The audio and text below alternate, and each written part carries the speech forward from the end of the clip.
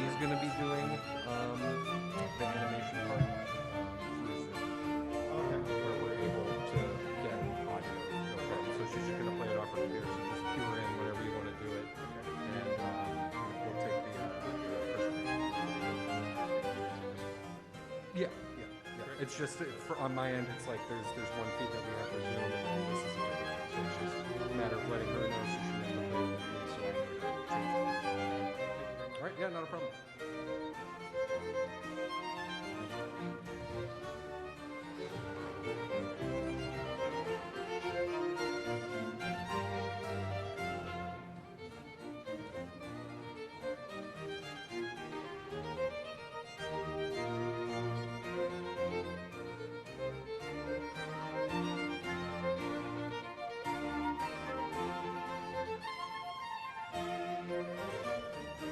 Can I have your attention, please? We'll be starting up shortly.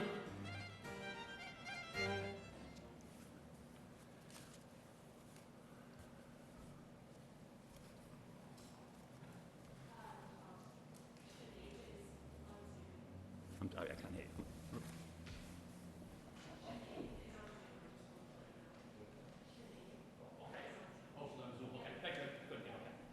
So Sinead's on the Zoom, so we do have Sinead with us tonight, but she's not present, she's on the Zoom. Okay, thank you. Okay. Good evening and welcome to the Lowell Planning Board on November 1st, 2021. The first matter on the agenda this evening would be the acceptance of the minutes from October 14th.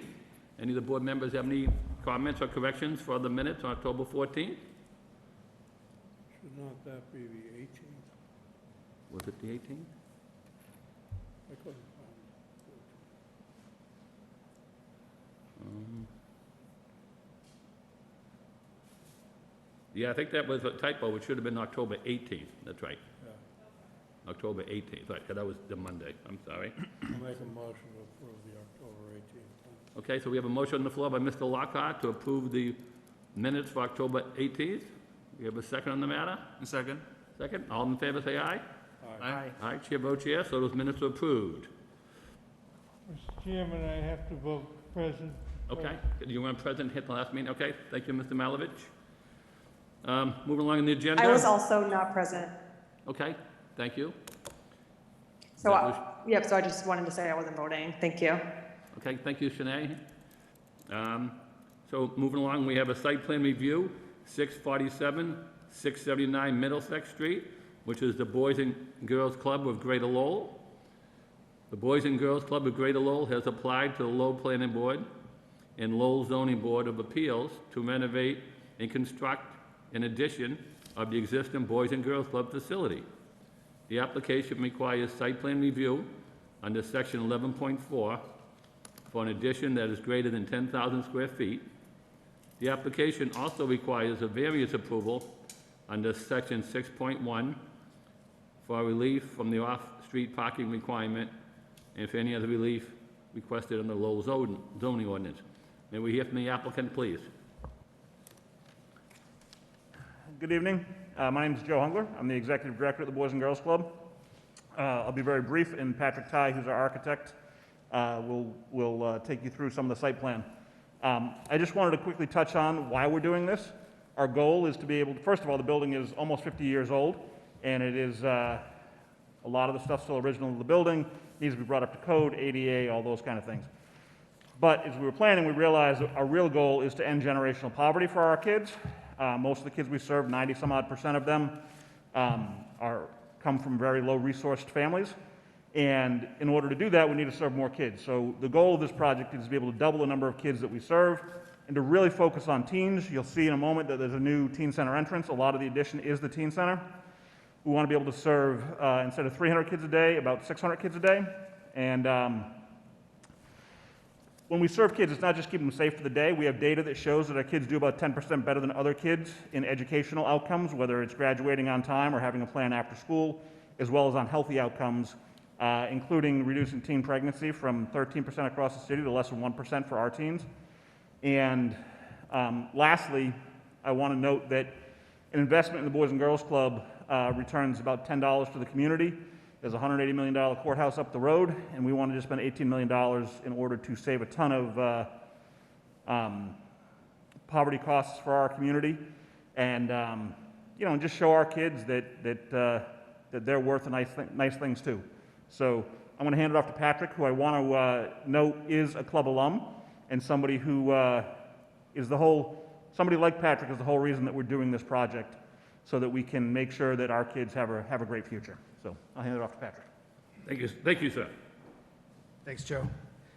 Francesca, how do I start this? How do I start the presentation? Is it ready to go?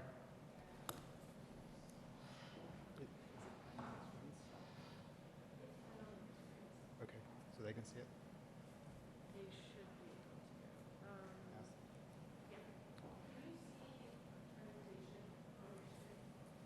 I'm sorry, I can't hear you. I'm sorry. Am I getting the presentation? Yeah, we can see him. Sometimes it pops up on that. We had it last time, Fran, on that screen too. All set? We also had a Fran on the other screens last time. We can do that too.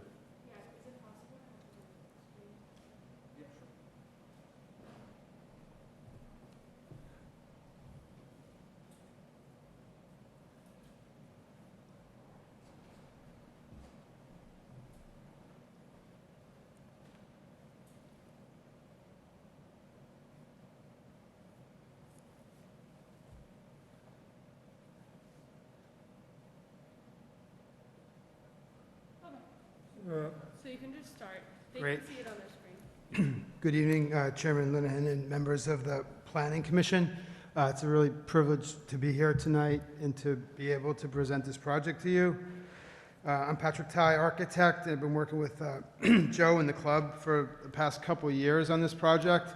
And tonight's a really big milestone for us to get to the point where we can present our project to you today. So thanks to Joe, the club, we got a lot of input along the way from the kids and the parents of the kids. We've worked closely with planning. Francesca Sigliano's been fantastic. Stephen Stowell has given us his input along the way, and we're grateful for that. Lowell Parks and Conservation Trust have also helped us out, and we're pretty grateful for all of the input that we've received from everyone in the city. And I'm excited to share the project with you. So here's the site of the project, as you all know, located on Middlesex Street.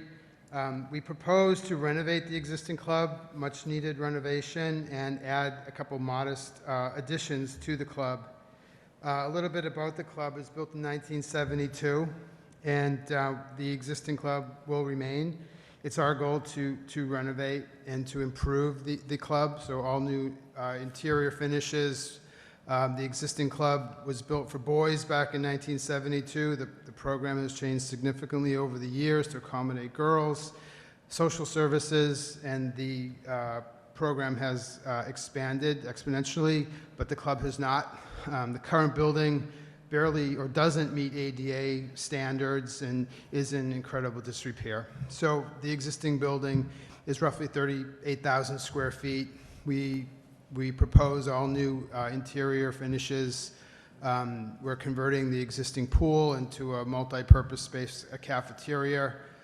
We propose all new building systems, windows, doors, etc. The club needs a complete renovation. There was an addition that was built to the club in the 80s, and this is about 5,000 square feet. But this building too, this portion of the building too, is substandard. The floor plates don't align, it doesn't meet code, and this needs to be rebuilt. And then we propose two new additions to the club, one in the front and one to the west. The addition at the front of the club is a one-story addition to give a new kind of face along Middlesex Street, a new identity for the club. And the addition to the left of the west is a two-story addition, and that's to be the teen center with an arts aspect below. So the additions are 12,000 square feet. If you add up everything, it ends up being about 55,000 square feet, the entire club. So this is the site plan. I'll spend some time on this because I know a lot of these items are a concern of the Planning Commission. The gray represents the existing club. The pink is the annex that will be rebuilt, and then the purple are the new additions. The club, as you know, is situated at the Western Canal. The National Park proposes a canal walkway adjacent to the canal. That will take place in the future, but what it does do is it prohibits us from accessing the area behind the club. So we propose new landscaping and new outdoor spaces that will be private to the club, but it takes away some of the parking that the club once had. So to help with that, and you can see the parking at the front along Middlesex Street. There were 23 spaces in the front, and with the new scheme, we're proposing 33. And how do we do that? There is an existing building currently that fronts Middlesex Street on the western front edge of the site. It was up until recently used by the Lowell Police as a neighborhood precinct. That will be removed to allow us to add more parking.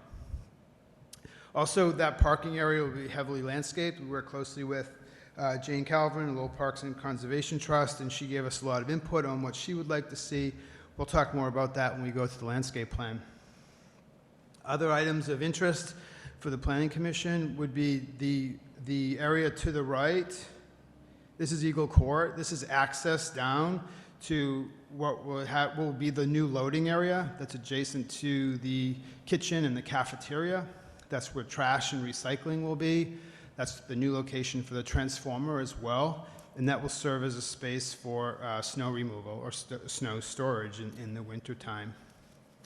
We have ample bike parking at the front of the building, and as I mentioned before, the pavement or the asphalt that now exists at the back of the building will be removed and will be replaced with all permeable surfaces, combination of playground spaces and gardens for the club. And those spaces will be open to view and open to the National Park Walkway, but they will be enclosed and secure and seen as additional outdoor space for the kids. So this is an enlarged parking plan at the front that just shows the new parking configuration. Generous landscape is provided throughout, and there's lots of ideas for sustainability here that we think is important for the club and that we want to integrate. This is the landscape plan, and as I mentioned, Jane Calvin helped us out a lot with this.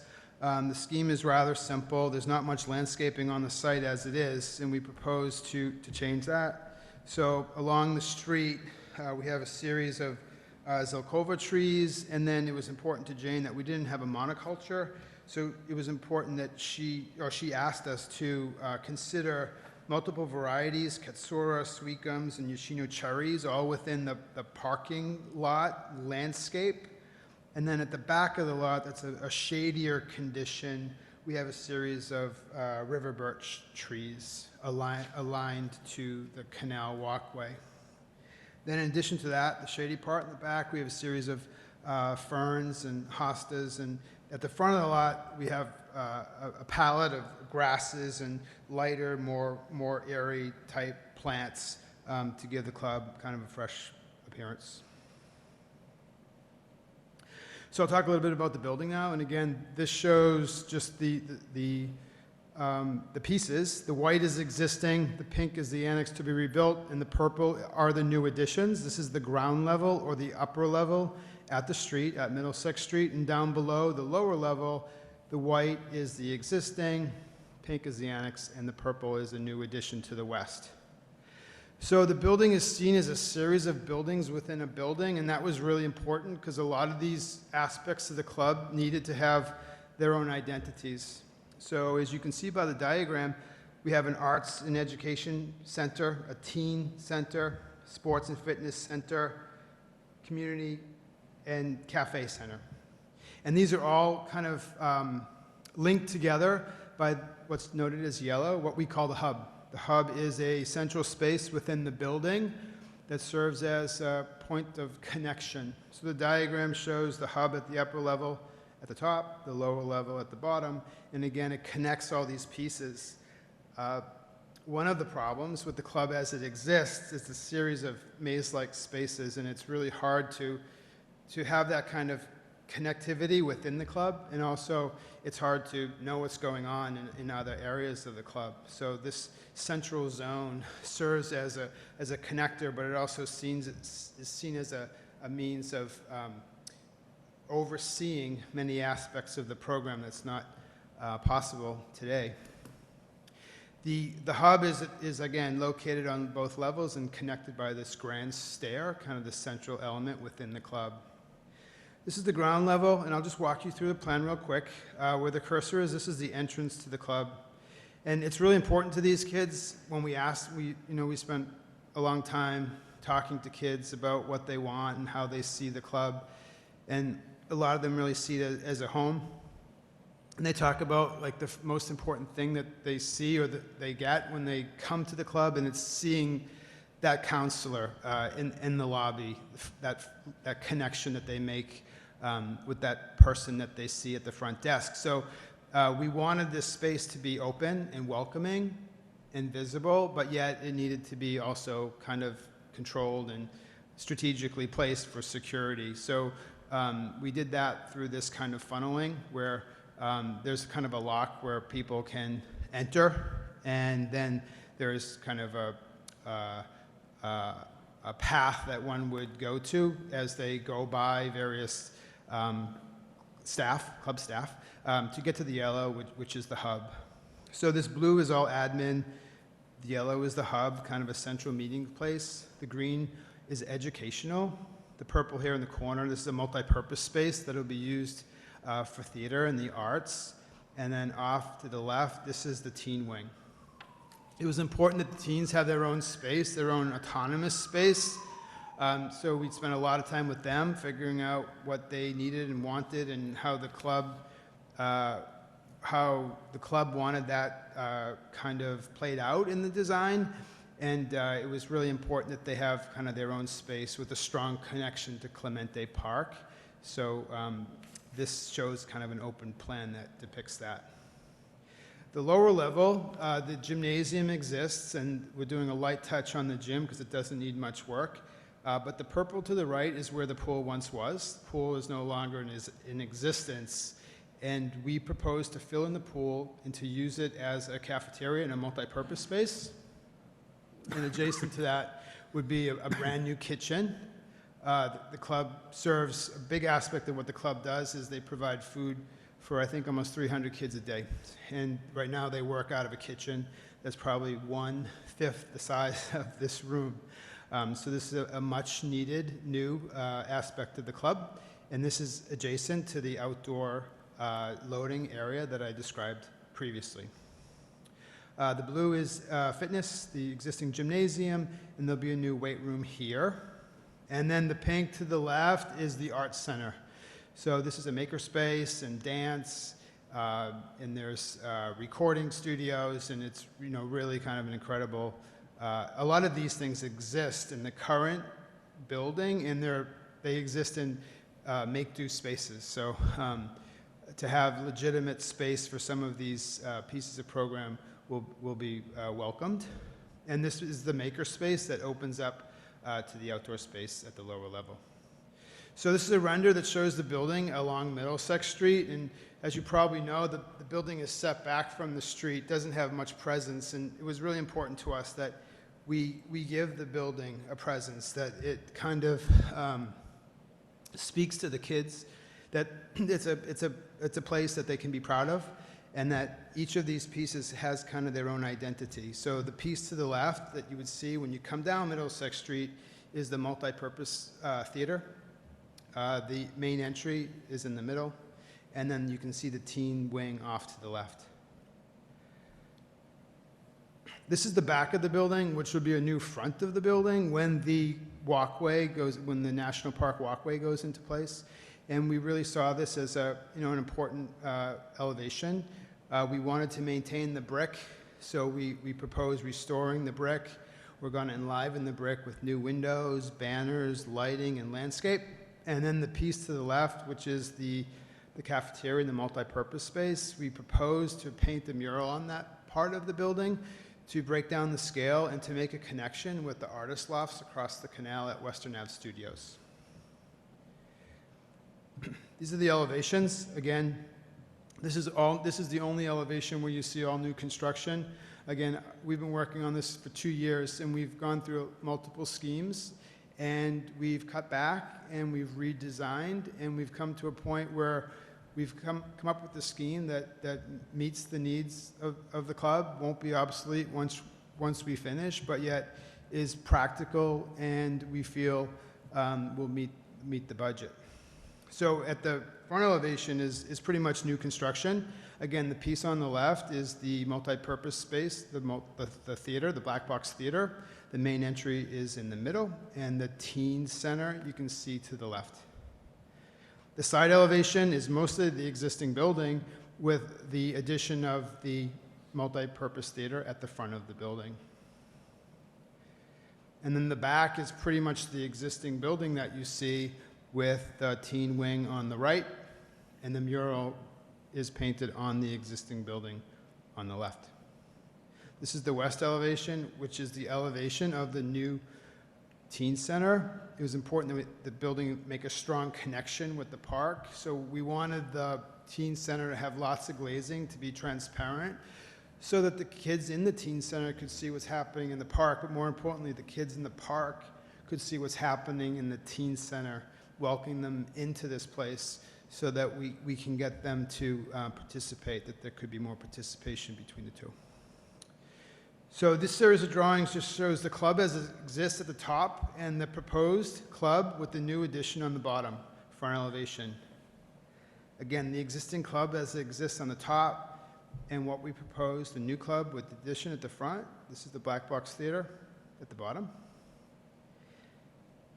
This is the back of the building, the existing club as it exists at the top, and then the new club, or the proposed club, the elevation is pretty much the same. We added some windows at the gymnasium, and then we're adding this new addition on the western edge. Existing elevation of the, this is the western elevation, existing at the top, and then the new elevation at the bottom with the new teen center. And then a couple interior renders. Again, this shows the hub zone, that central connector piece that's connected vertically with a grand stair, and this space opens up to the multi-purpose space and to the cafeteria, as seen here on the right. And then a couple renders that shows the teen center. We wanted this to be a more dynamic space, again, a space that the teens could call their own. That concludes my presentation. I have a short video that I'd like to share with you as well. Sure, absolutely.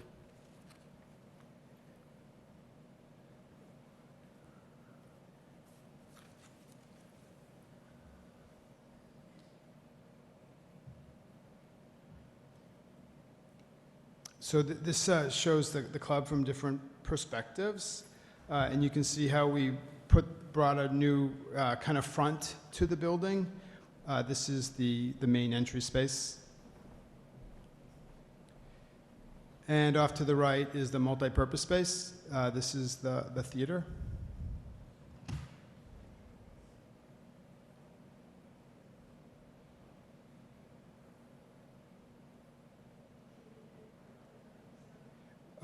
If you have to activate the sound before you hit it on Zoom. There's a enable sound function.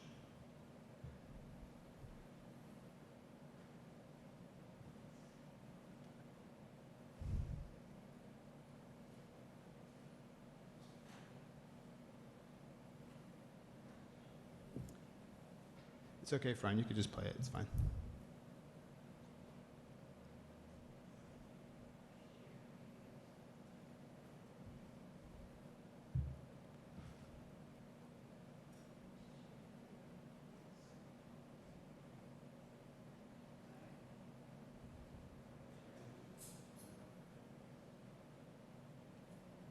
It's okay, friend. Don't worry about it. Just start it over. Yeah, it's fine.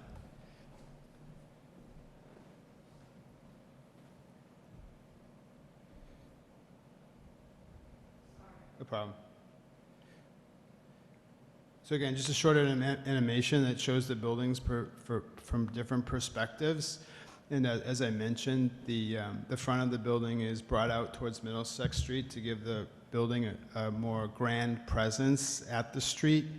This is the main entry into the building.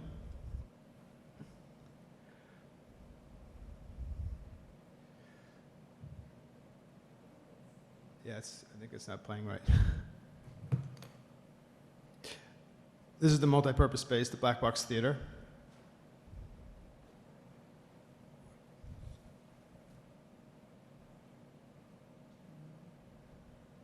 Then off to the side is the teen center. The existing police station building will be removed to make way for more parking at the front of the building. And then the teen center has its own identity, which was important to the kids and to the club. We use strong, durable, non-maintenance materials, like in this case, standing seam metal for the front. When we asked the kids what they liked about the club, they really saw it as like their home. So the front entry, we have this idea of kind of using this cement fiberboard shingles that has a more kind of contemporary take on a home. And the theater is the first thing you see as you come down Middlesex Street. So this shows us going down Eagle Court, and this is the loading area. The transformer is there to the left, trash, recycle, loading into the cafeteria. This is the multi-purpose space that was the former location of the pool, where we proposed to paint a graphic, making the connection with Western Avenue Studios across the canal. And you can see the new National Park Walkway adjacent to the canal that kind of cuts off the outdoor space for the club. So it becomes more like a private outdoor space. So we propose extensive landscaping, gardens, playground, and other outdoor activities. And then the addition to the right, you can see, is 2 stories at the back. The top is the teen center with an outdoor terrace, and that at the bottom is the arts component. That's the maker space that opens up to the outdoor gardens. And again, these are the interior renders that I showed previously of the hub, that central connector piece, and some views of the teen center. And that concludes my presentation. Thank you so much. Thank you, sir. There's also a model on the table if you want to see it, or I can bring it up to you if you want to take a look at it. Thanks. Can everybody see that okay? If not,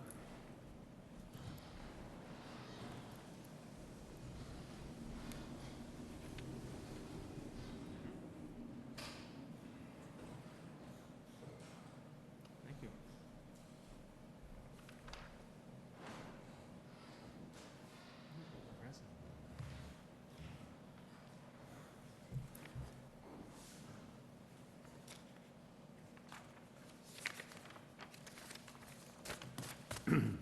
Is anybody else going to speak on behalf of the applicant?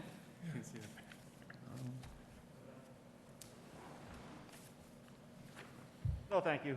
We have a couple folks here just to answer questions if need be, but that was our presentation. Okay, so the only question I have is,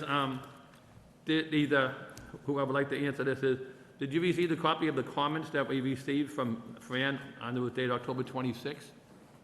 Did you receive those, Patrick? Yes, we did. Okay, so I know a lot of it was very favorable. Basically, I'm just going to look at them quickly like we usually always do at our meetings here. She talked about the parking area, how you increased it.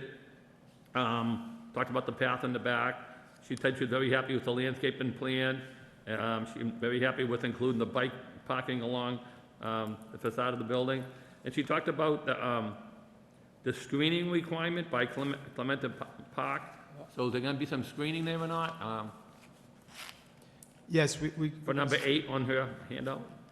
we can certainly do that. I think there's a lot of safety concerns that the club has, because there's a lot of kind of suspicious activity that happens there. So it's a fine line between screening and keeping some transparency so they can see what's going on in the park, to keep it safe. So I think that's needs maybe some further research so that we get the balance between screening and transparency right, because we don't want to create a wall, because there's a lot of bad things that happen in that park at night.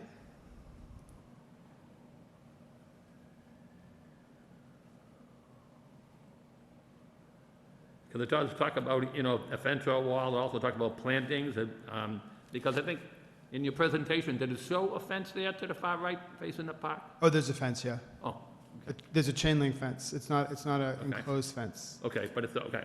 And then the other section, she ended up talking about was number 9, the parking area can seem to imply.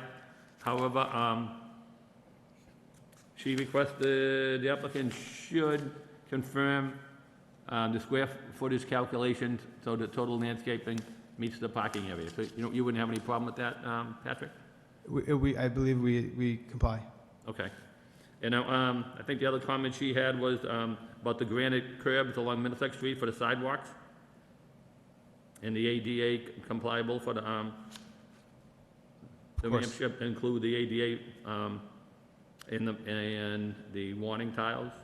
So you okay on that as well? Absolutely. Okay.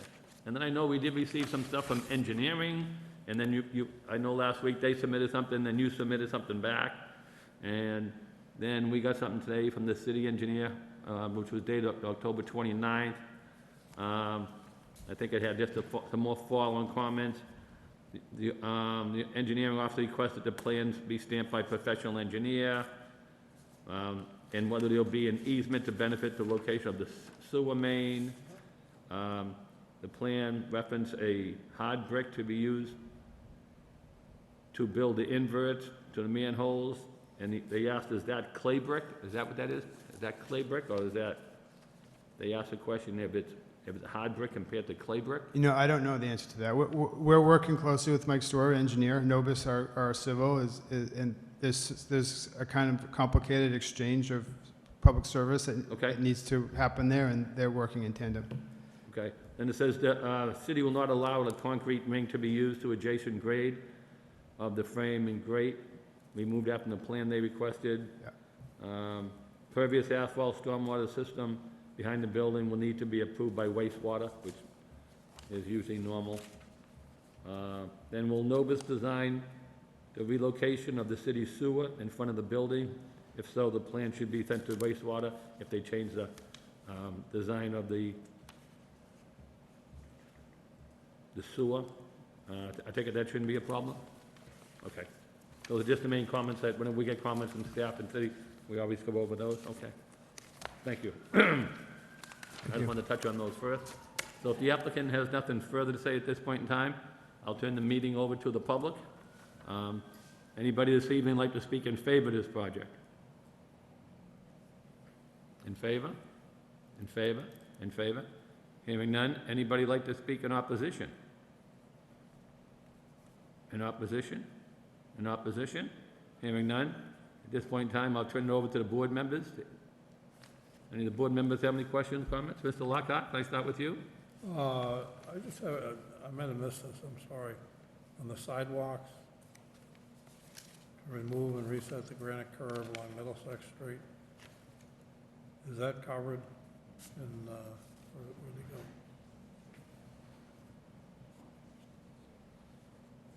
I'm sorry, could you repeat that, please? The sidewalks along Middlesex Street, you're gonna remove and reset the granite curve along Middlesex Street, and replace existing sidewalks? Yes, we have to. Okay. We're redoing the parking scheme. I think the amount of curb cut will be the same, but based on the new parking configuration to maximize the parking lot, to maximize the most spaces, we need to move it slightly. You've had talks with the stormwater team regarding the permit? I'm sorry. Stormwater permit, Uh-huh. you have Do we have one? contact with them? I'm sorry, did we You have, have spoken with that team? We are in conversation with them now. We're working closely with the city, yes. All right. Very good. That's all I have, Mr. Chairman. Okay, thank you. Thank you. Any other board members have any questions? Bob, you have any questions? Yeah, I just think this project is a long time coming, and I think it's a great facility, it's a great program, and I wish you the best. Thank you, Bob. Caleb, any questions, comments? Yeah, I agree with Bob. I think next time, well, when we get back on the national park boat, then that will be another highlight on the canal. So I look forward to it. One question about the connection or not connection with the park. So I see that currently there is a gate through the fence to the skate park. So I understand you mentioned a little bit about the fencing, and staff comment also talk about potential screening. So I just want to understand better of how the treatment is in the proposal that you have that you're presenting. Sure, thanks. Yeah, conceptually, we want to make that connection. As I mentioned in the presentation, we want the kids in the park to see the activity going on in the teen center, so they would feel welcome and that they would participate and become part of the club, right?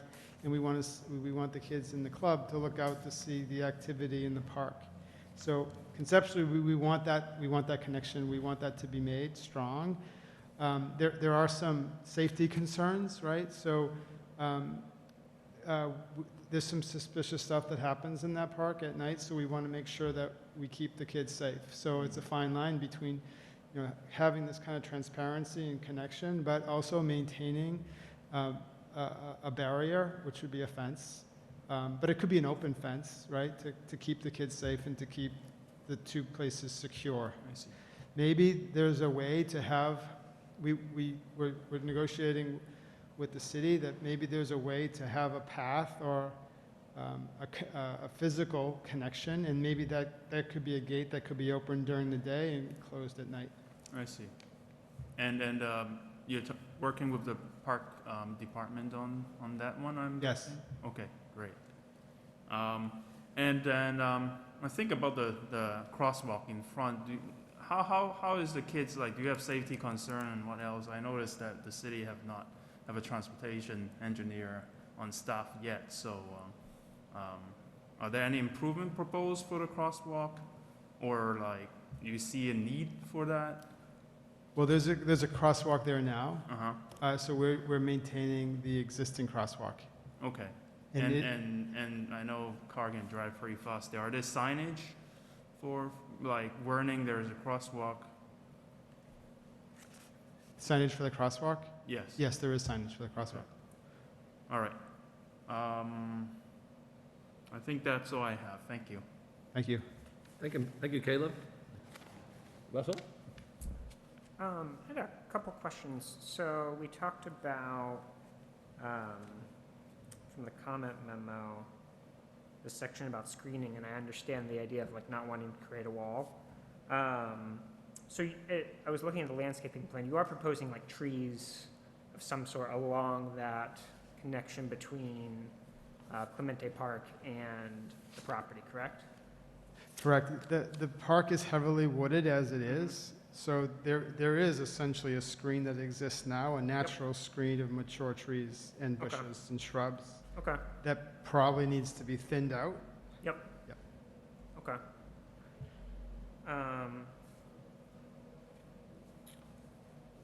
And so, since there's not currently a national park walkway in that area, correct? How is that, does the national park currently own that property for, like, do they have an easement over it? Yeah, that design is in the process. It's not supposed to be implemented for a few years, Okay, but they've given us the parameters from which we could build off. okay, okay. So essentially, this site plan accommodates their planning for the space that they would need for Yes. for that walkway? Yes. Okay. Okay. I have no more questions. Thank you, Chairman. Thank you, Russell. I think we have Sinead on Zoom. Any questions, comments, Sinead? Hi, everyone. Yes, I would love to. I just have a couple of questions and clarifications. I just first wanted to say that I'm really excited about this project and really just want to commend the architect and the owner and the applicant on the work that's been done. So thank you for that and for a great presentation as well. I think it answered most of my questions. A couple of questions I have that are outstanding. I know that we're not voting on the parking tonight because I think that's going to a variance. But I was just curious, I know that you're increasing it to 33 spaces, but I was curious what the requirement for off-street parking is. Well, the requirement would be significantly higher based off of the types of uses of the building. But given the fact that the majority of the people that occupy the building are children, those parking spaces would really never be needed. We are increasing the parking from what exists, but it's still not enough to meet code. I think we would need another, I believe, 10 or 15 spaces to meet code. Thank you. I figured because most of the people there are kids that made sense, but I was just curious what the requirement was. And then I was curious if you could speak to the site lighting. I know there's been a fair amount of talk about the safety of the site. So I was just curious if you could describe some of the landscape lighting or parking lot lighting or building lighting, for example. Sure. So the front elevation, which is rather long, that runs along Middlesex Street, we propose to have wall-mounted lights on the building at every increment. So I think they're at every 12 feet or something. So at every 12 feet, there's a wall light that washes the building and the walkways with light. In addition to that, we'll have additional site lighting that didn't show up in the presentation that would be part of the landscape design. And also at the back of the site, we have a similar strategy where we have wall lights, and there's a even increment, there's space between the windows at the back of the building from one side to the other.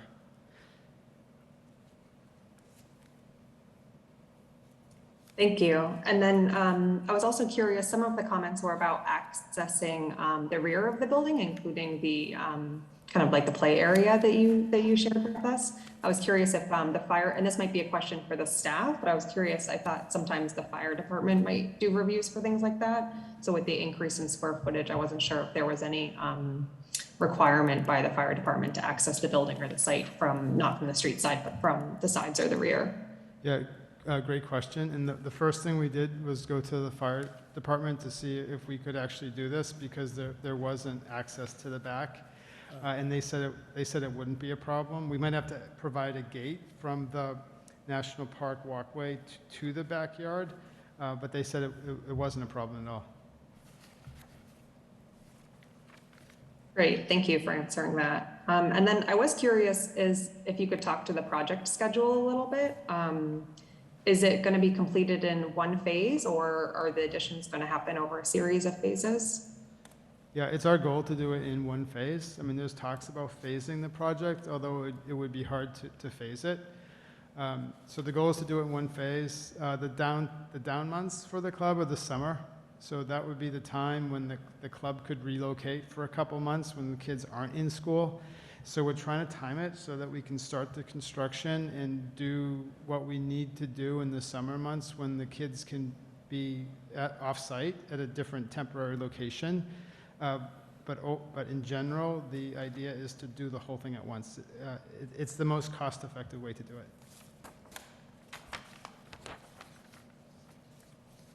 Great. I think you've answered all my questions, and thank you again. I think this will be a great asset for the city and for the kids. I would be in support of this project as long as those few outstanding items were coordinated with city staff. But I think otherwise, all the material is very thorough.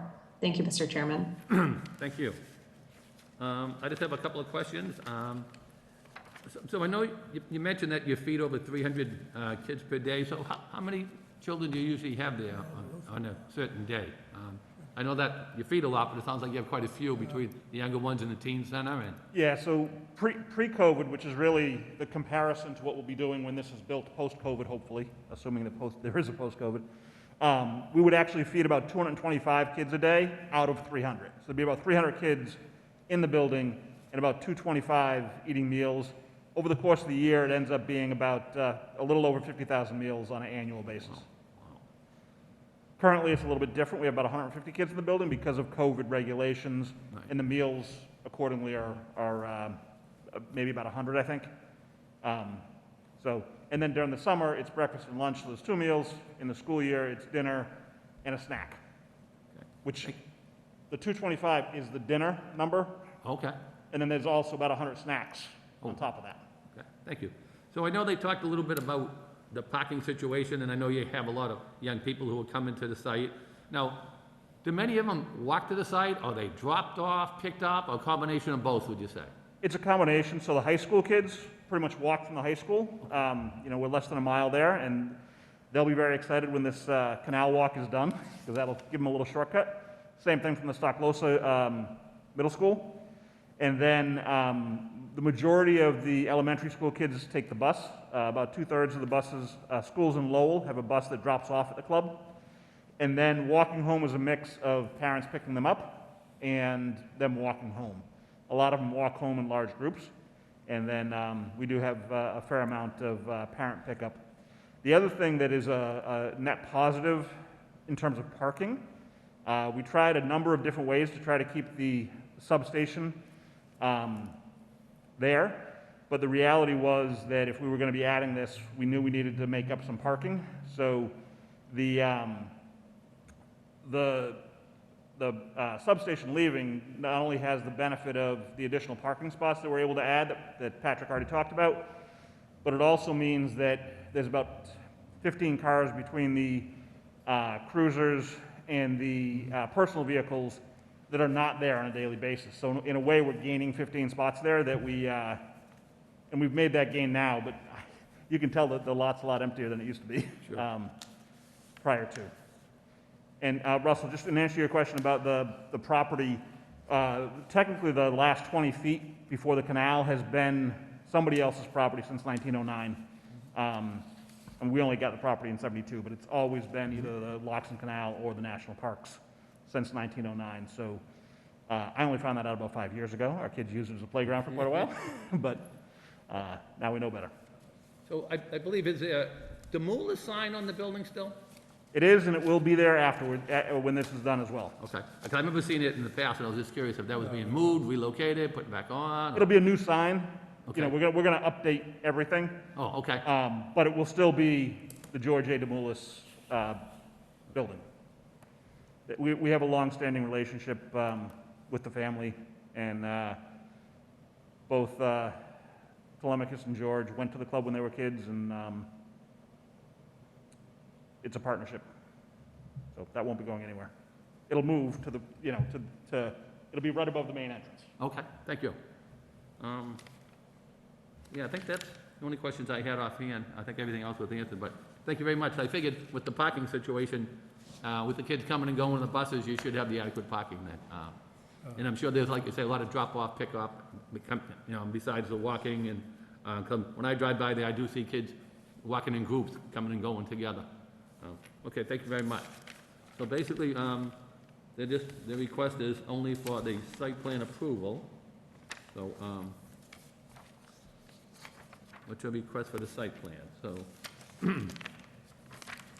Mr. Chairman, I'll make a motion to approve the site plan with the following conditions, that the applicant indicated it needed more research to accommodate the transparency with accomplish the screening according to the ordinance, and but you needed to address transparency as well. The deck worked out with the Department of Planning and Development and the details. Secondly, needed updated parking plan to verify that there is 5% of the landscaped area and that it is landscaped accordingly. You need a stormwater permit and the sidewalk repairs. And for a fifth condition, I think I heard that we needed to incorporate lighting into the existing landscaping plan. Engineer comments? Huh? And complied by any comments from engineering? Oh, yeah, Just complied by their I request? have that. Yeah. And you comply with the Engineering request? comments from the engineering department. Okay, so we have a, It was dated, the comments were dated on October 29th.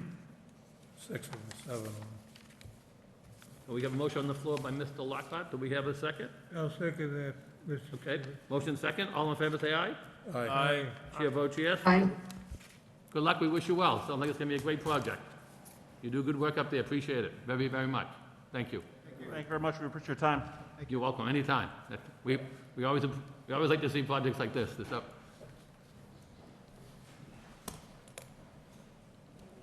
who put the model together? Who gets the credit for that? Good job, Patrick.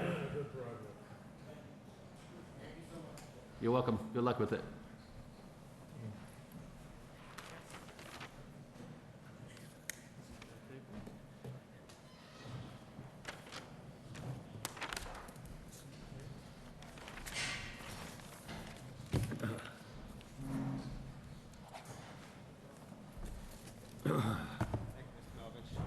You too. Patrick, I grew up behind you, right out. Patrick? Pat. Ty. Yeah.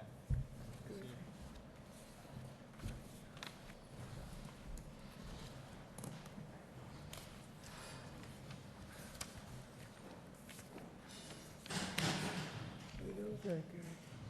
He grew up with me. I mean, he grew up next to my house.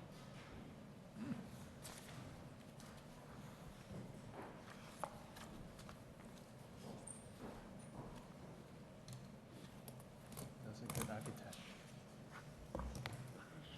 Yeah.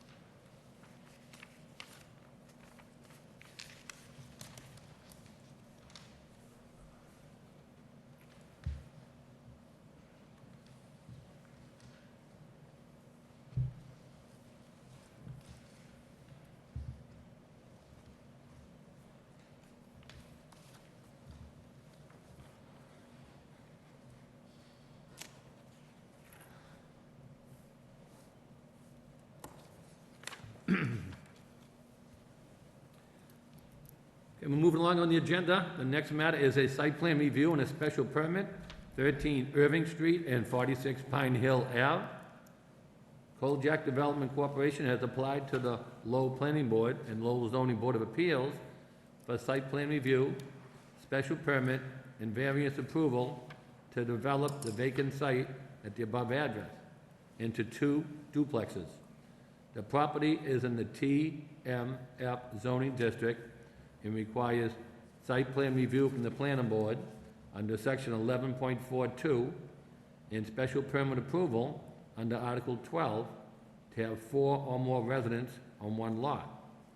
The proposal also requires variance approval under section 5.1 from the Zoning Board of Appeals for lot area per dwelling unit, maximum front yard setback, maximum building stories, and for any other relief required by the low zoning ordinance. May we hear from the applicant, please? Mr. Chairman, Attorney George Theodoro, 133 Market Street, appearing on behalf of the applicant, Kojak Development Corp., and along with me tonight is Matt Hammer of Lamplex. As you have correctly stated, this is an application for a special permit to construct 2 duplex units, each comprising of 2 residential units on a lot of approximately 14,960 square feet. It's interesting that my client was able to find this lot in the middle of the city, comprising almost 1,500 square feet. 15,000 square feet. And what we believe the best possible use of this would be to construct these 4 units. I have not found any prior use of this property other than a vacant parcel. And a vacant parcel, as we all know, serves no purpose. And it always makes sense to utilize that parcel in the best possible manner. And in this case, the challenge that would be to comprise or to construct the 2 duplexes comprising 4 units. Each property, each of the duplexes will consist of an approximate 1,500 square foot unit. The first floor will consist of a garage. This will be built on a slab with a utility room in the rear of the garage, which will have the washer, dryer, and the utilities of the property, as well as trash storage. From there, the residents will walk up to the first floor, which will have the kitchen and living area, and from there to the next level to the 2 bedrooms. The application included an additional bedroom, but that is incorrect. It is not an additional bedroom.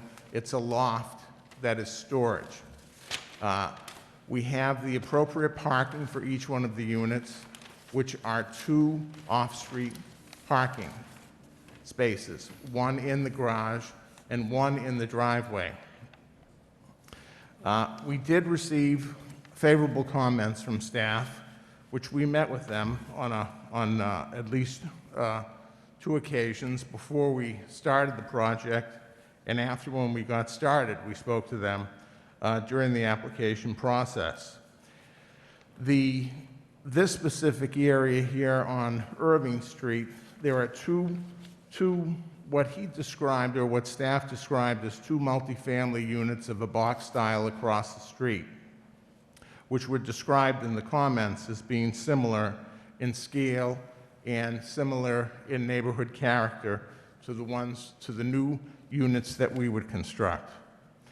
The comments also indicated that there was no additional window which was needed on the side unit to add an additional window, which we are going to go ahead and do. Matt will go over the landscaping plan, but I believe I recall that we would put in 6 additional shade trees and at least 2 ornamental trees in a desired area. With respect to the lighting that we have, the lighting will consist of, some minimal lighting for safety on either side of the front doors as you enter the duplex. The type of lighting against the wall, which would be shaded or flowing downward. And we'll also have lighting on the rear of the building in the same manner, the doors that exit to the decks in the rear, which would shadow or flow the light would flow downward, so as not to give off any additional glare at all. A couple of interesting matters here with respect to the site plan is that there is a garage at the rear of the premises that a neighbor encroaches on our property. We don't have any intent of removing that at all. We have not contacted the neighbor yet, but we intend to provide that neighbor with an easement to allow them to use the driveway in the same manner as they used it in the past. So there'd be no change at all there. Also, you can see from the site plan itself that a part of Irving Street, paved Irving Street, goes onto our lot. Again, Matt will point that out. We do not intend to change that at all. There was a suggestion there with the engineer's office to tear a portion of that up, but I think it makes far more sense for us to grant an easement to the city to allow that to exist. And also, not only to allow an easement to the city, but also to make sure in whatever we file with respect to that easement that it cannot be built upon, it cannot be obstructed, to allow that to exist as part of the public way. There is sufficient amount of space in this approximately 15,000 square feet for adequate snow storage any place we would choose to put it. I believe although Irving Street is a tight street, we have the off-street parking to accommodate that, to allow this to be utilized and what we think is the best possible use. Matt, would you like to go through the site plan?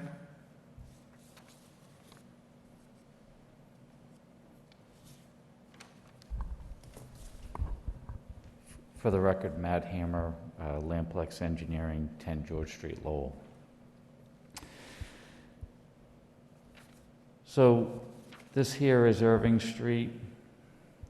There's also Pine Hill Avenue down here. Pine Hill comes in here. It connects to Prospect Street. And there's also Gorman Street here that is a dead end. Here's the parcel here, which consists of 14,960 square feet. And the grade drops down from Irving Street to the rear. We're proposing 2 duplexes. These are the same duplex design that we did on Lawrence Street not that long ago, which is across from the fire station. The building hasn't gone up yet, but it's the same design as that particular building. There's a driveway entrance to each unit with an interior garage to accommodate the 2 parking spaces per unit. There's drainage on either side of the driveways, as well as drainage in the rear for the roof runoff. And then it's graded in the rear to accommodate each of the units. There'll be a cross-country sewer that'll come out here and down to an existing manhole in Gorman Street. The driveway that Attorney Theodora was referencing, which is adjacent to 61 Gorman Street, this driveway right here will provide an access easement to accommodate that driveway here. And you'll also notice a sliver of pavement along Irving Street, which is here. And that's where there'll be an easement to benefit Irving Street, so that remains as is. So when we did the parking dimensional requirements for each of the parking spaces, we took that dimension from the outside of the pavement area for that required distance for the parking space, not from the actual frontage line. And then we have water, gas out in the street for each of the units. And then on each of the units, there'll be a porch and a stairway on the back.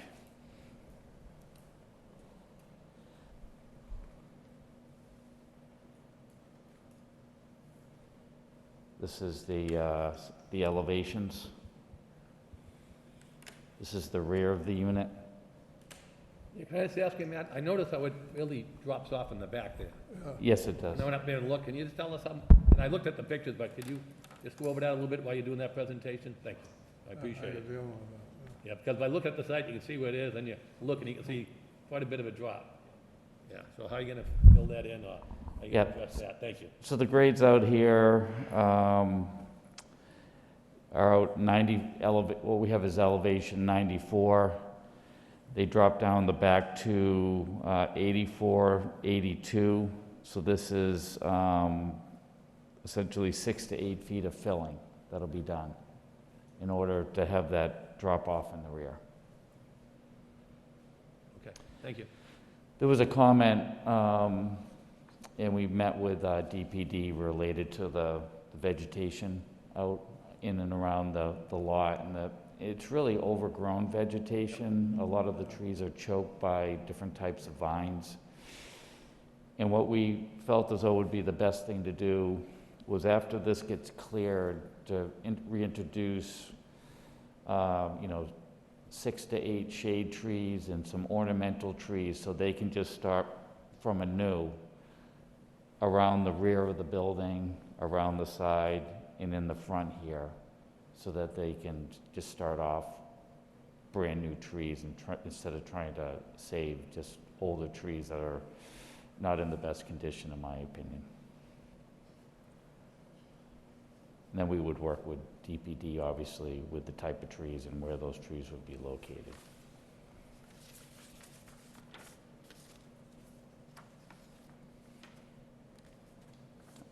And the other aspect of this is all wooded here as well, out front here. There's a tree line that's here. This is all wooded. Yeah. Yep.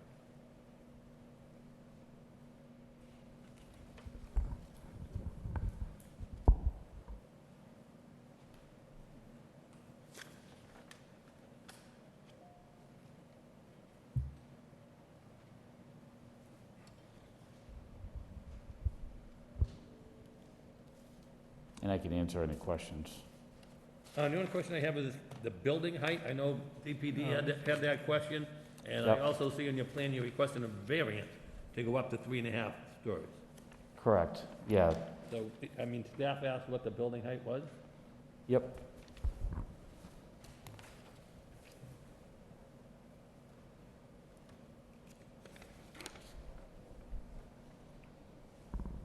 So I don't have the answer to that question, but it's gonna meet the maximum height requirement, but we're not asking for a variance for the building height. What we're specifically asking for is a variance for the maximum stories. Just, For 3.5 instead of 3, is that what it is? that's right. Yeah, the maximum building storage? Yes.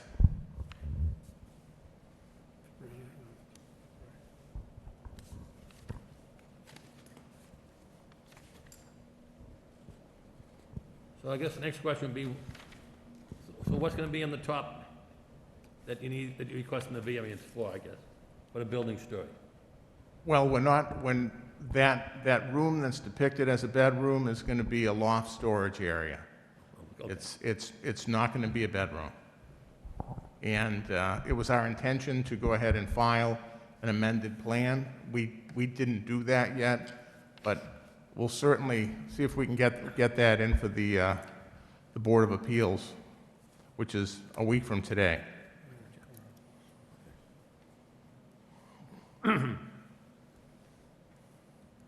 which is, as Matt said, we had obtained variances for Lawrence Street, the condominiums, and those were depicted as storage, with no closet area, which the building code allows for.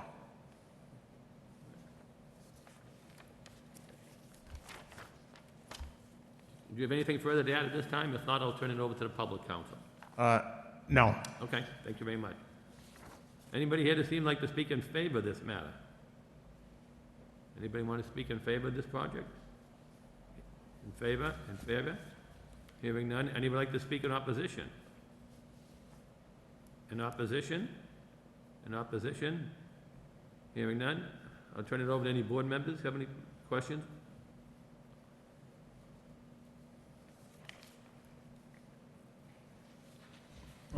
Chairman, I have a question. Yes, Caleb, go ahead, please.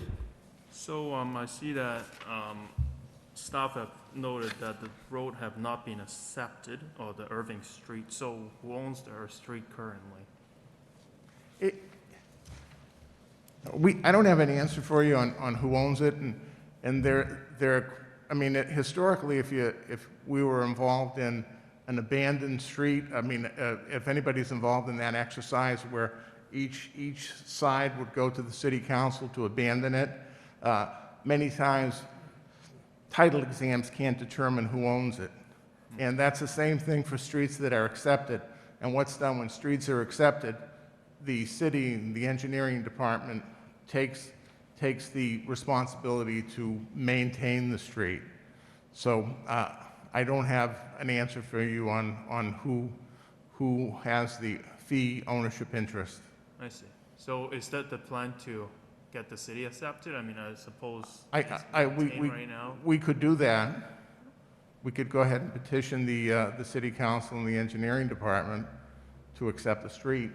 Do you have any idea whether it is maintained by the Public Works right now, or they just have it, like, let's say there's no event, like, who take care of it right now? I haven't been by there during the wintertime or anything on who maintains it and what's done. There's a whole series of, I mean, even though we use the term an unaccepted city street, there's a number of streets in that area, and they're all very similar, maybe 20 feet wide, and undersized in that area as well. I see. Well, thank you. I'm sure you have a process to take care of that. And it seems like the neighbors also are, at least at 10 to 12 Irving Street is accessing from that street as well. So I'm guessing it must be maintained currently. But thank you for answering my question. And I do wish to ask whether you intend to submit a landscaping plan. I don't know, you mentioned about the trees, and I think. Yeah, we as a condition, we can submit a landscaping plan, but just as Matt had mentioned, and we had met with staff earlier last week, and we talked about at least 6 shade trees and 2 ornamental trees. Perhaps the ornamental trees go in the little divider area where the driveways are. Okay. That's where they would look the best, the ornamental trees. And the shade trees which will grow around the perimeter. Mm-hmm. I see. Well, I appreciate the effort. But then staff just mentioned that, I know there is a formula that the board have previously reviewed as well of how many trees to replace for every one that is taken out if they are certain size. So is it possible if you do an exercise before chopping that down so that we have a better idea of whether the number you're planning to plant will be sufficient to? Yeah, I think that makes perfect sense, to go ahead and take a look at what trees that we have there, if they're of a certain size, and that they've grown to a certain size and are functioning what we want as shade trees, And if they're in the right location, not obstructing anything, then certainly we go ahead and we leave those trees. Identify. Thank you. I think we do want to see, you know, the plans taken with like at least in the spirit of the tree regulations. And then I also wish to ask like maybe this where is the project with the stormwater team? If you have communicated with them.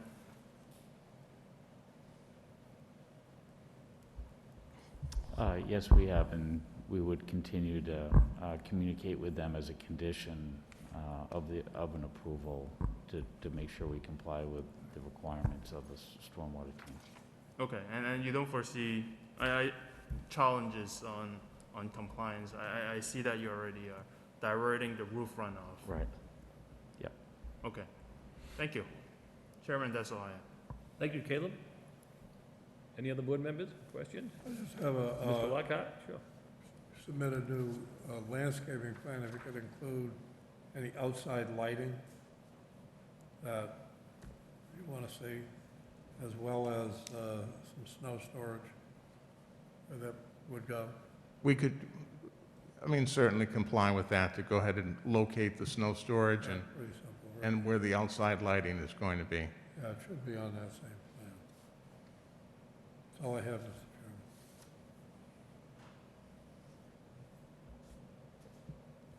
Bob, any question? I really don't. Okay, thank you. Russell, any question? Yeah, Chairman, I wanted to go back to the site plan just to understand this a little bit better. So Gorham Street currently is essentially, as it's depicted on the site plan, it's not currently connected to Pine Hill Avenue. There's woods there?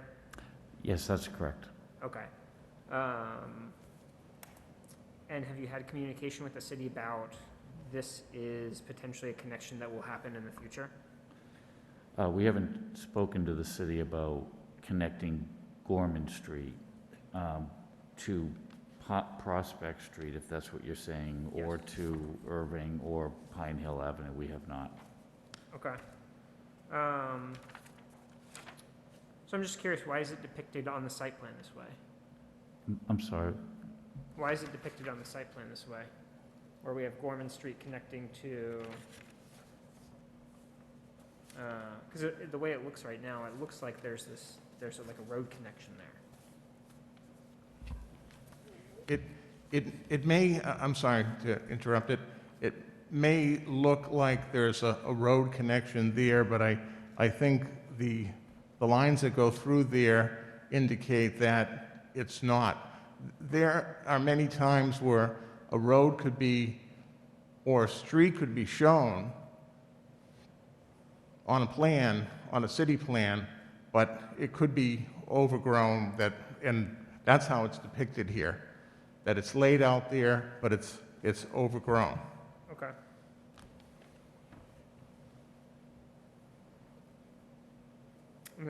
So that's just because it's a private street, okay. I have no more questions. Thank you, Chairman. Thank you. Sinead, any questions?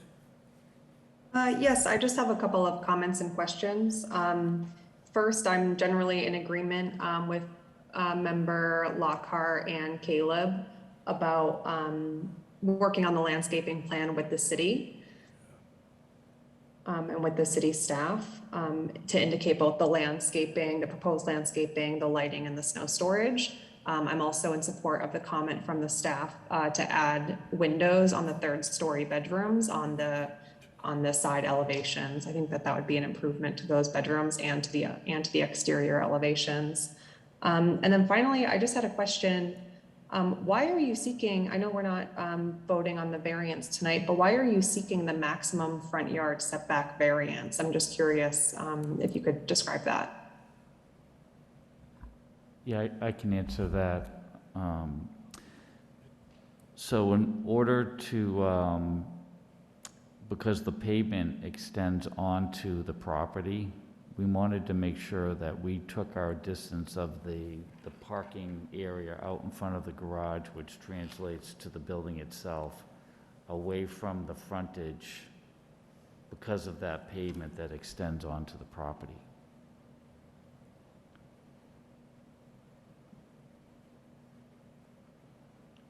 So the measurements weren't taken from the actual property line, they were taken from the edge of pavement that exists right now.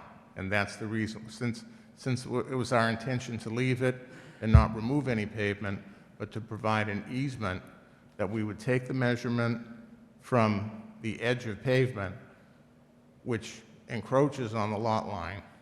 So that's why we added that variance. I understand. Thank you for describing it maybe for the second or third time. I was trying to make sense of it. That's all my questions. Thank you, Mr. Chairman.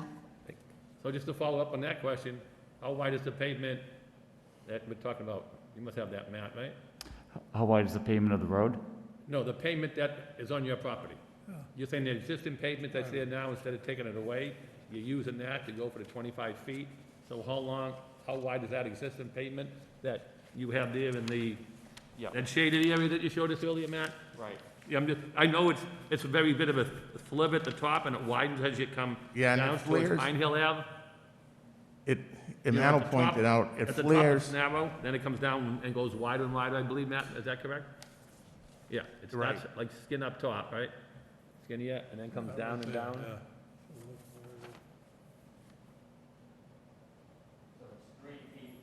Yep, and goes down as far as,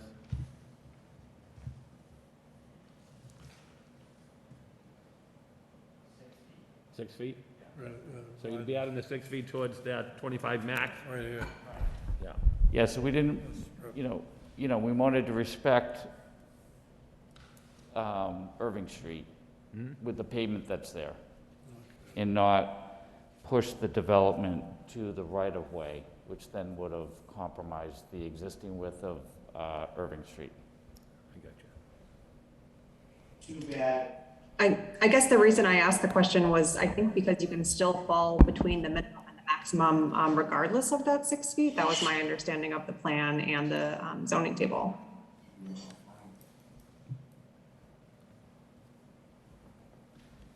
Could you Excuse me, did you ask any question? I said, the reason why I asked in the first place is based on my understanding of the plan and how you just described it, you could still fall between the minimum and maximum setbacks required according to the zoning table, at least the way I'm understanding it. It's more of a common question. Yes, so what happens is the length of the driveway needed to accommodate a parking spot, which is 18 feet, and then you would have 3 feet to the right-of-way, because you need a total of 21 feet, and that's what pushes the building back, because we didn't want to take credit for the pavement from the roadway as to be utilized for the driveway. Thank you. Does that make sense? Yes.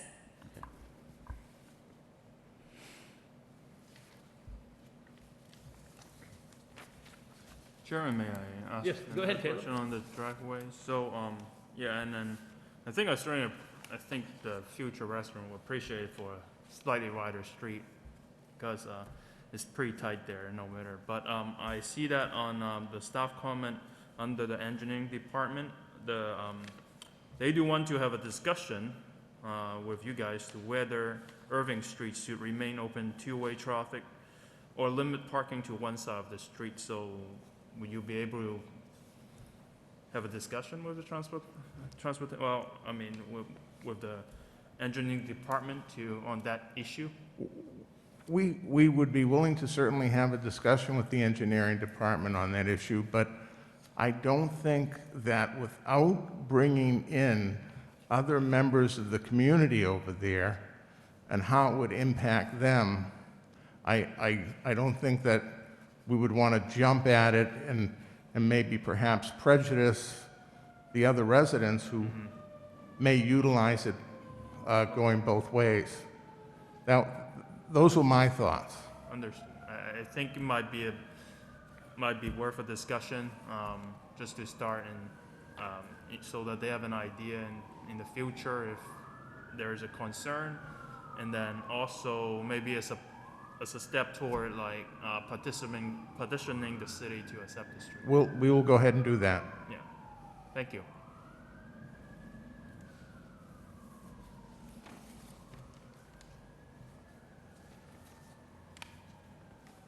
So I just have one comment, I think, and part of it was covered before. It talks about if the sewer is gonna be connected to Gorham Street, you're gonna have to have a written agreement with the water department? Is that what you plan on doing, Matt? Yeah, the whole sewer connection will be, gone through city engineering, and there'll be a full easement going along the rear of the property. So you'll have the written agreement with the easement? Correct. Okay. Yeah, because you gotta have sewage. Yeah, okay. Yeah, I know that was a problem. I know you touched about the sewage earlier when you mentioned Gorham Street. I just want to bring that back up. Okay.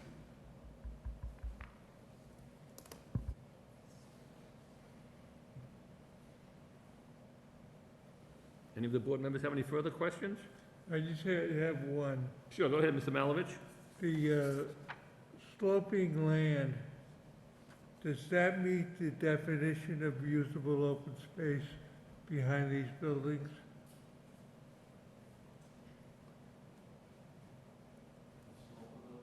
Excuse me, the slope of the land?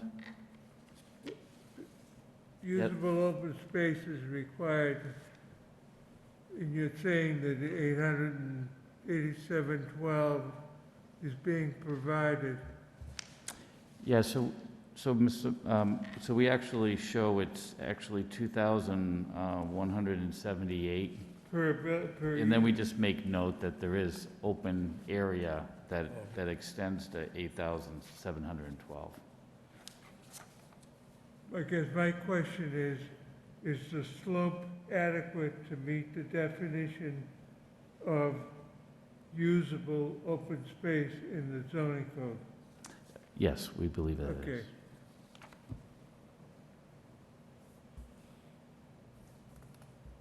What grade is the back? Like, how steep it really is?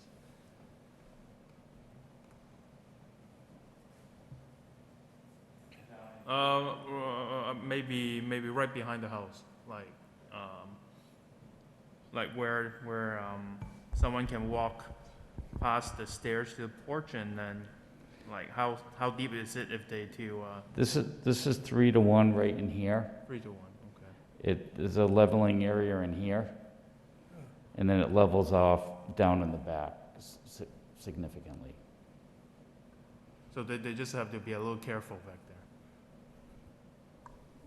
Oh, yes, off the back side, yeah. Okay. So this is gonna be a condominium. Mm-hmm. So there'll be exclusive use areas to the porches. Yeah. Okay, and the driveways. The remainder of the property will not be able to be utilized by the tenants. Okay, thank you.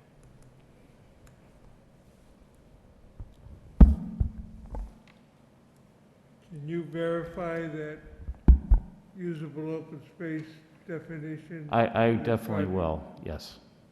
Okay, thank you. No other questions, Mr. Chairman?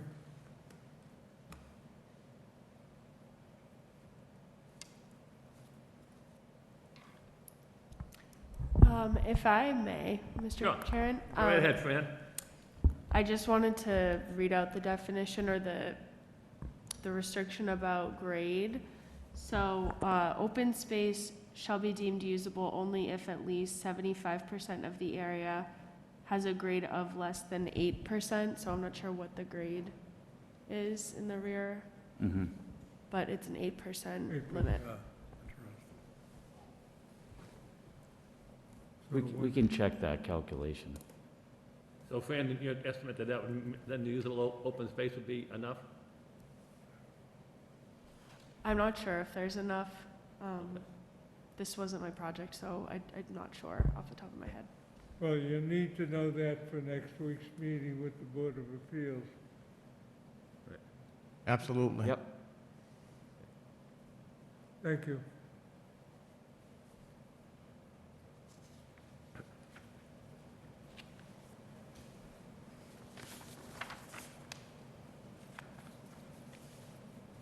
Any of the board members have any further comments? If not, we have, we need 2 votes tonight. They're requesting a special permit and a site plan.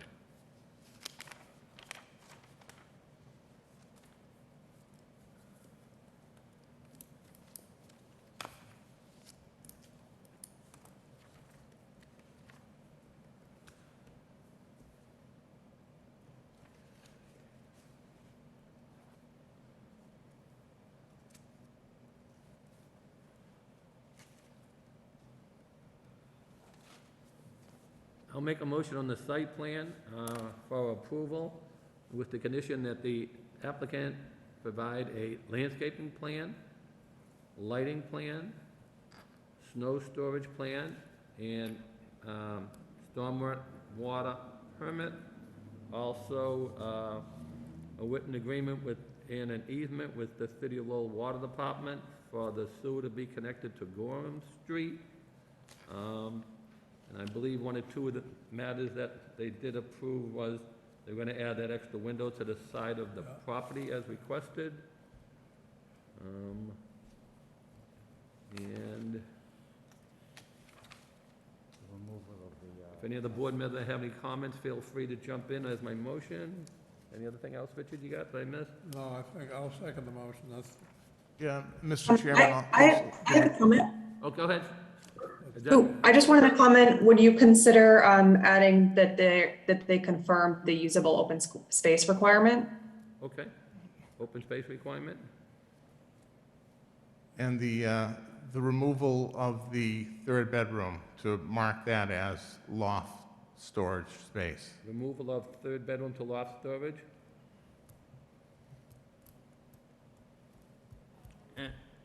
And Chairman, I may suggest also include the easement. I mean, if those doesn't go through, I see some problems with the plan. The easement that they propose.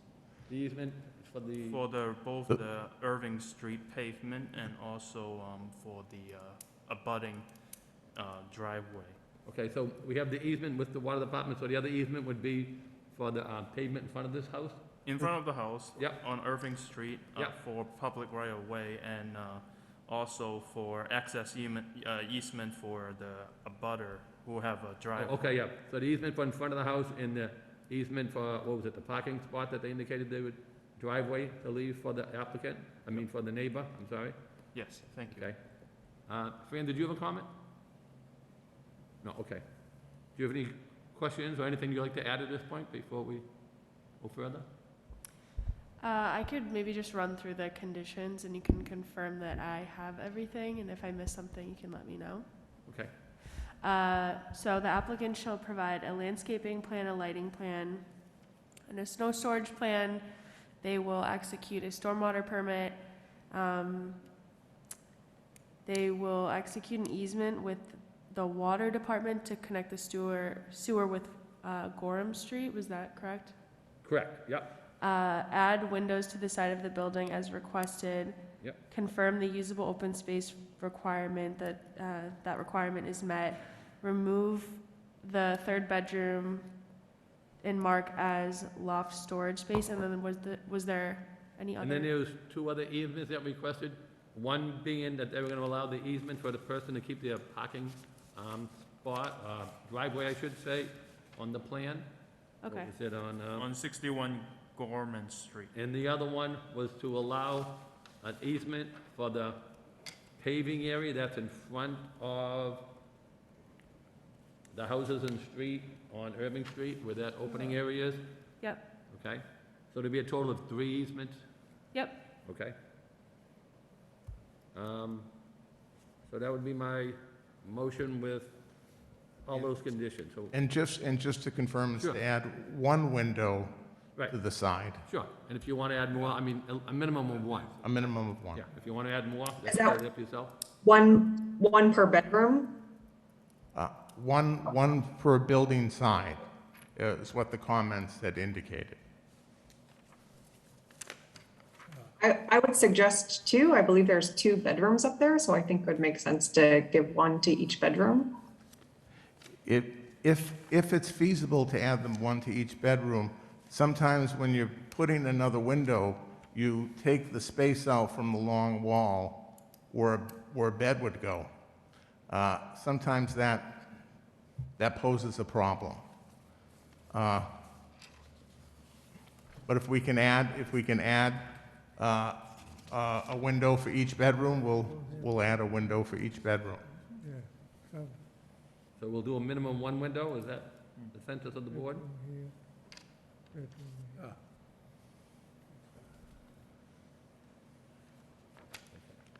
So I believe that's, motion was made and second by Mr. Lockhart. Yes, I second that. Okay, all in favor, say aye. Aye. Aye. Aye.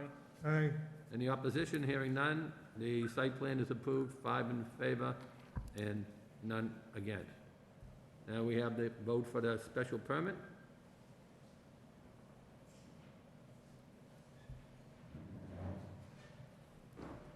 Chairman, I vote to approve the special permit with the same condition.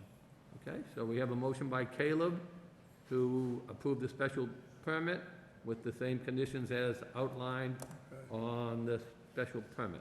I'll second that. Second by Mr. Malovich. All in favor, say aye. Aye. Aye. Aye. Chair votes yes. Any opposition? Hearing none. The special permit is approved as well. 5 in favor, none against. Good luck. We wish you well, sir. Thank you very much. Take care, gentlemen.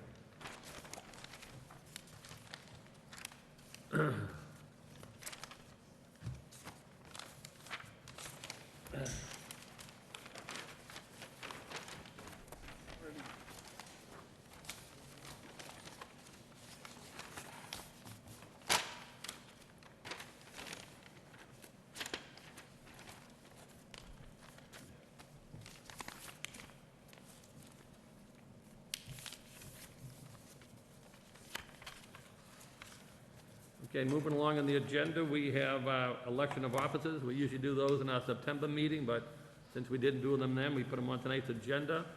So we have to vote for chairperson, vice chair, NEMCOG, and historic board. So the first matter would be a motion for the chairperson. Mr. Chairman, I'll nominate yourself, Tom Linehan, for the position of chair. I'll second that. Motion made and second. All in favor, say aye. Aye. Aye. Chair votes yes, and I thank you very much. Next matter will be for vice chair. I'll make a motion to appoint Mr. Fischett, I'll second that. second by Mr. Malovich. All in favor, say aye. Aye. Aye. Any chair votes yes. Any opposition? Hearing none, that's approved. And now we have a motion for what we call the second vice chair. In case of the chair is absent and the vice chair has a conflict, we use a second vice chair. And I'll make a motion to appoint Mr. Lockhart as our second vice chair. Second for that. Motion made second. All in favor, say aye. Aye. Aye. Aye. Any opposition? Hearing none, that's approved. Then we have our representative from NEMCOG. Chairman, I nominate Jerry Fischett for our representative to NIMCOG. Okay, so we have a motion from Mr. Fischett for NEMCOG, Second motion. second by Mr. Lockhart. All in favor, say aye. Aye. Aye. Aye. Chair votes yes. Any opposition? Hearing none, that's approved. I know we vote for historic board, and then usually in the spring, they come on and say that Richard's term's up, but, so we vote for it now. If they tell us that yours expires some other time later, and we'll vote for it again later. So I'll make a motion to appoint Mr. Lockhart for our historic board representative. Second. Motion made and second. All in favor, say aye. Aye. Aye. Any opposition? Hearing none. So I believe that concludes our election of officers. We did receive a proposed 2022 proposed schedule. Anybody have any comments on the schedule? If not, we can just, I don't think we need a vote. I think we just file that, I think. Do you need a vote on that? Yes, please. Okay. Anybody want to make a motion to approve the schedule? I'll make a motion. to Okay, approve Mr. Lockhart the Schedule submitted. has submitted the schedule. Mr. Lockhart made the motion. Anybody want to second that? Second. Second by Mr. Valovich. All in favor, say aye. Aye. Aye. Aye. Uh, Aye. Any Okay, at this point, do any board members have any follow-up comments or further comments? Or any comments from staff? Chairman, may I just ask a question about the minor modification, are we not? Oh, I'm sorry, I went right over that. I apologize. Thank you. Okay, thank you very much. I missed that. Oh, on the minor modification, Yeah. 1857, thank you, Caleb, on that. I jumped right over that. We did receive a request from staff that the applicant was requested that we continue the matter to November 15th because they did not have their traffic engineering available this evening. So they requested to have it continued until November 15th. I'll move that we continue it. Okay? We have a motion to continue to November 15th. Do we have a second? I'll second. Second by Mr. Lockhart. All in favor? Aye. Aye. Aye. Chair votes yes. Any opposition? Hearing none. Thank you for that, Caleb. So any further comments from board members? Anything further from staff? Anything, Fran? No? I have, Nope, no updates. No? Anything from historic board, Richard? Anything up? yeah, they met the last time we met at the same time, so I didn't. Oh, yeah, they were meeting down the hall when you were here with Yeah, us. and they correct. didn't have minutes posted to the website today when I checked, but they reviewed a 78 Middlesex Street project on the old club down there. Oh, the one that we approved. Okay, yeah, yeah. The old fitness center. Right, as well as the Fletcher Street, 60 Fletcher Street, which is McKittrick's hardware project. Oh, yeah, yeah. I don't have any more details on that. Okay. They Well, it weren't- looks like this, the Boys and Girls Club might be coming before you from Merle, too. Yeah, they Yeah, will. they talked this evening. The historic board is quite busy, which is good, Yeah. with the mural too, as a matter of fact. Our next meeting is a week from tonight on November 8th. Okay. Anybody else have any further comments? If not, we can entertain a motion to adjourn. Mr. Chairman, I have an update on the community Sure. preservation.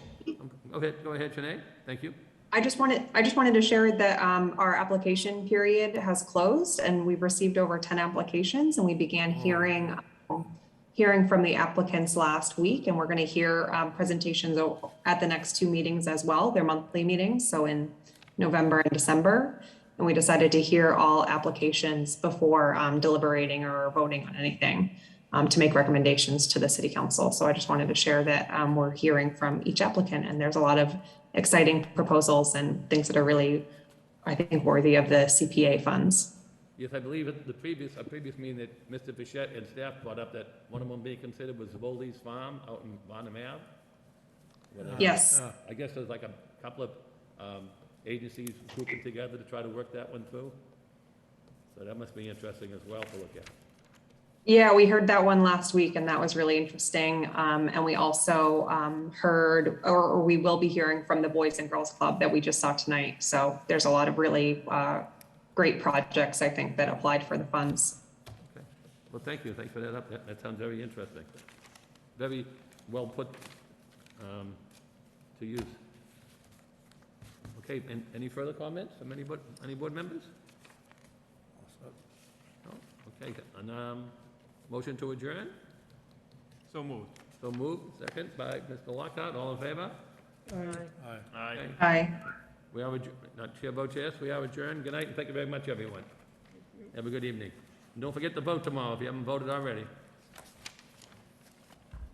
Thank you. Good night.